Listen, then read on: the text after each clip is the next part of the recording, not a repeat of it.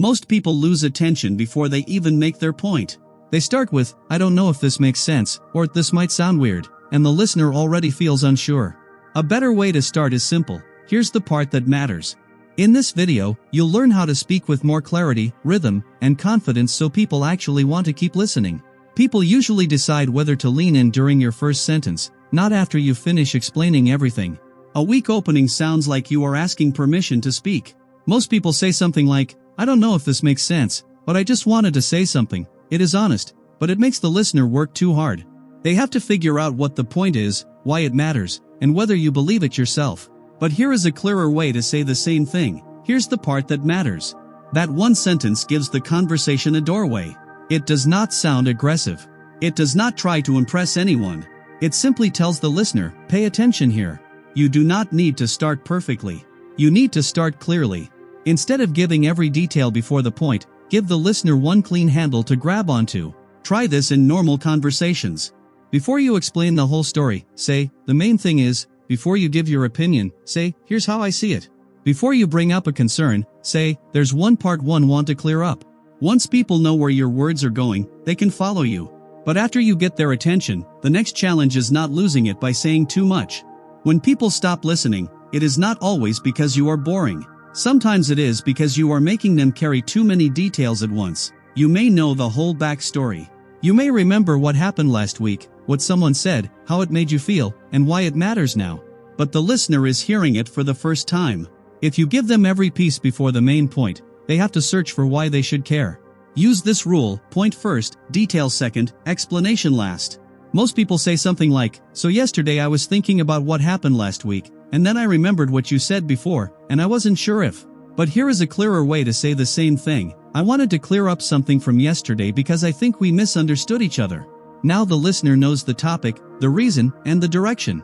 You can still explain. You can still give context. You are just not making them wait. This matters at work when you are giving an update.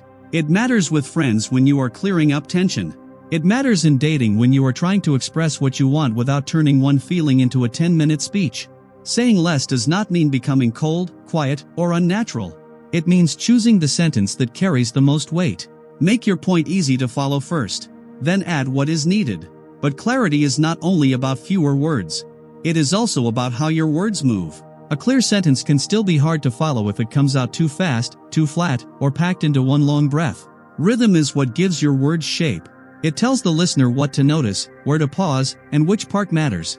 You are not performing. You are simply making the sentence easier to receive. Try this challenge. Say this line with no pause: "I'm not upset, I just want to understand what changed." It can sound rushed, defensive, or tense, even if the words are reasonable.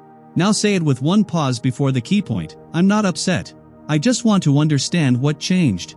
The words barely changed, but the feeling did. The pause gives the listener a second to understand you. It also keeps you from sounding like you are racing to prove yourself.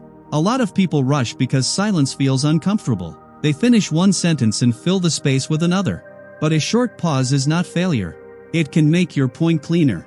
When you say something important, slow down slightly. Let the key sentence land. Emphasize the word that carries the meaning. If everything has the same speed and same tone, nothing stands out. Confident speakers do not rush every thought to the finish line. They give people time to follow them. But even if you speak clearly, people stop listening when they cannot see why it matters to them.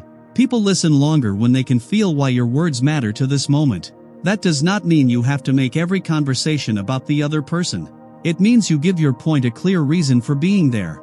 Without that reason, even a good sentence can feel random, heavy, or like it came from nowhere. In a meeting, do not just say, "We need to talk about the timeline." Say, "This matters because it affects the deadline." Now people know why to pay attention.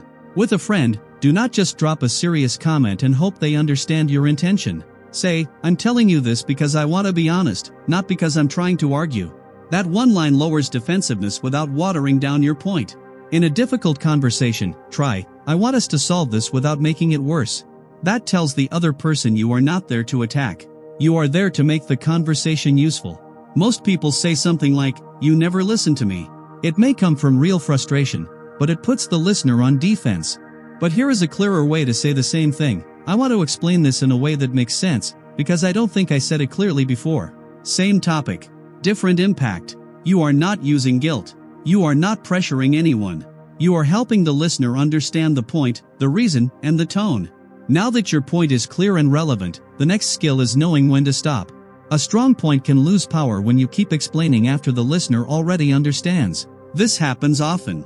Someone says something clear in a meeting, a friendship, or an uncomfortable conversation.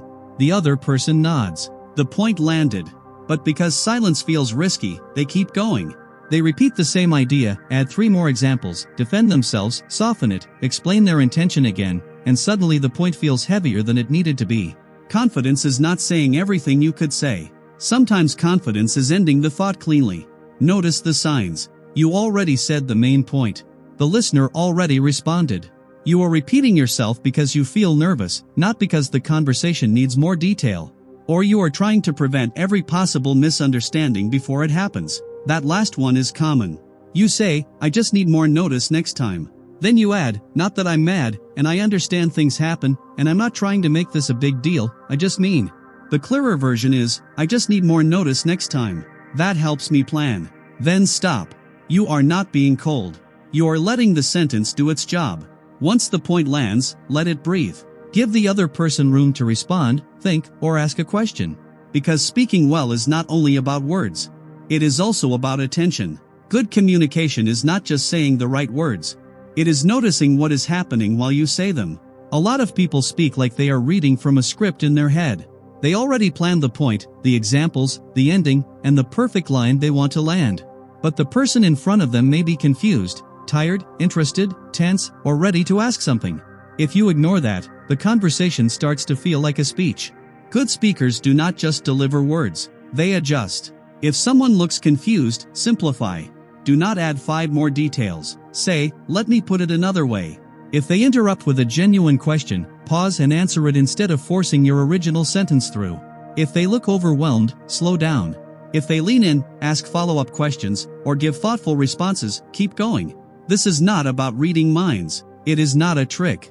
It is basic emotional awareness. People listen more when they feel included in the conversation, not trapped under it. So ask yourself while you speak, are you speaking to the person in front of you, or to the version of the conversation you rehearsed in your head? Because finally, the way you end can decide how your words are remembered after the conversation ends. The end of your point matters more than people think. A lot of people speak clearly, then weaken the final sentence because they feel exposed. They say, I don't know, maybe that's stupid. Or, sorry, I'm probably overthinking. Or, does that make sense? I mean, maybe not. These lines feel small, but they tell the listener to doubt what you said. This does not mean you should never apologize. If you interrupt, hurt someone, or make a mistake, apologize clearly. But do not apologize for having a thought, asking a fair question, or explaining something honestly. Most people say something like, sorry, I don't know if any of that made sense. But here is a clearer way to end the same thought. That's the clearest way I can explain it. That ending is calm. It is not arrogant. It simply does not take back the point. You can also say, that's how I see it. Or, that's the main thing I wanted to say. Or, I'm open to your thoughts. A confident ending gives the other person room to respond without making you sound unsure of your own words. So start clear, say less, use rhythm, stay relevant, stop cleanly, read the room, and end like your words belong there. If you want to keep improving the way you communicate, watch the next video on how to sound more confident without trying too hard.